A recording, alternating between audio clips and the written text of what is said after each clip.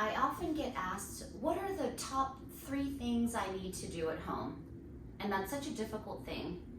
If I look at a lot of other accounts for healthcare advice for orthopedic conditions, especially in the therapy world, I hear a lot of, if you do these 5 exercises, if you do these 2 stretches and 3 exercises, you're gonna unlock yourself.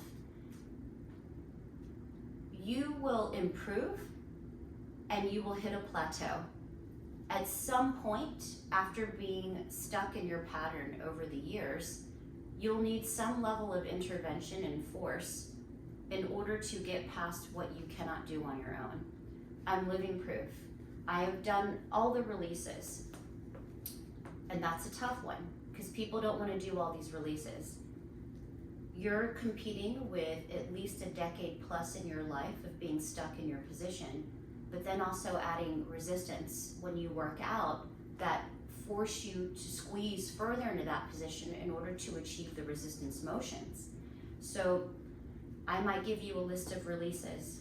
I used to have to go home and release here for my psoas, here for my iliacus, some in my quads, and then I would have to do my thoracolumbar junction, and then I might do a little bit of leaning on my vastus lateralis and IT band. Did they make me feel better? Of course. Did I have to do them on a regular basis? Yes, because all of those things are tight when they are compensating for joints that don't have full mobility, and then your spine gets locked up. That's why you'll notice you're doing the same warm-up and stretches all the time to make the exercise happen.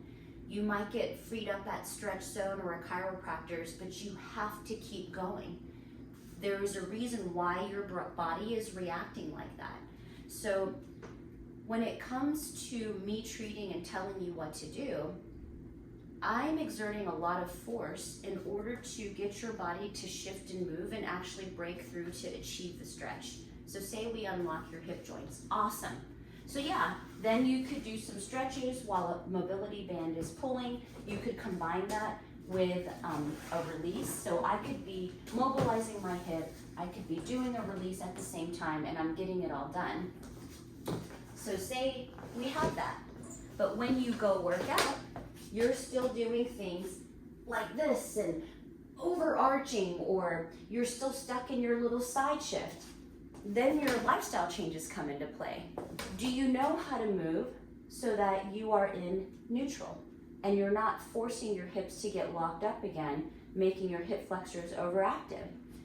Are you making sure that you're not always crossing the same leg so that you retighten one side and re-lengthen the other side so your body starts to shift? It's just a big picture. So the big picture of unlocking you involves releases. It involves hip joint mobilizations that work here.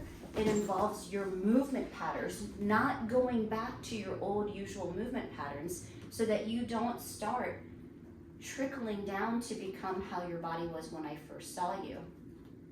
That's why I don't just give 5 things to do.